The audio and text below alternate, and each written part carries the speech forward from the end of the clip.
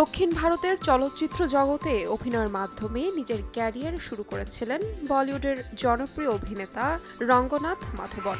এরপর বহু বছর ধরে বলিউড ও দক্ষিণ ইন্ডাস্ট্রিতে দুই জায়গাতেই দাপট দেখিয়েছেন তিনি। তবে শুরুতে দক্ষিণা সিনেমা দিয়ে জনপ্রিয়তা পেলেও পরবর্তী সময়ে বলিউডের অনেক দর্শকপ্রিয় ও ব্যবসা সফল সিনেমায় অভিনয় করেছেন আর মাধবন।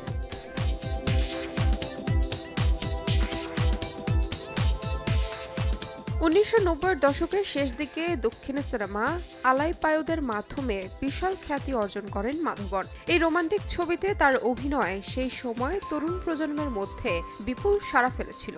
পরবর্তীতে দক্ষিণ ভারতের সুপারস্টার হয়ে ওঠার পর 2001 সালে তিনি রেহনা হ্যায় তেরে দিল মের মাধ্যমে হিন্দি সিনেমার দুনিয়ায় পা রাখেন, যদিও মুক্তির সময় ছবিটি বক্স অফিসে তেমন সাফল্য পায়নি।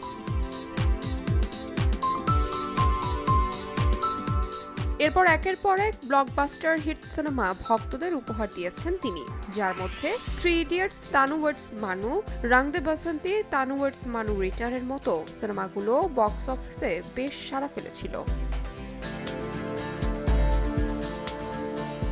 তবে এই অভিনেতা শুধু অভিনয় নয়, একজন দক্ষ পরিচালকের খাতায়ও নাম লিখিয়েছেন তার নির্মিত ও অভিনীত রকেট্রি দ্য নাম্বি ইফেক্ট সিনেমাটি তামিল, হিন্দি, তেলেগু, মালায়ালাম ও কন্নড় ভাষায় মুক্তি পেয়েছিল।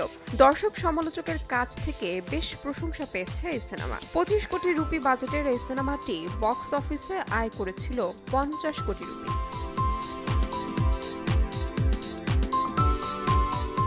তাহমিনা তন্নি, সময় সংবাদ।